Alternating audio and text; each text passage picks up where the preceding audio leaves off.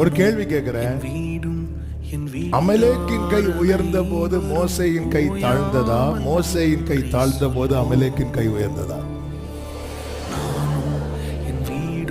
அப்ப சத்துருவின் பலம் எங்க இருக்கு தெரியுமா? நம்முடைய பலவீனத்தில்.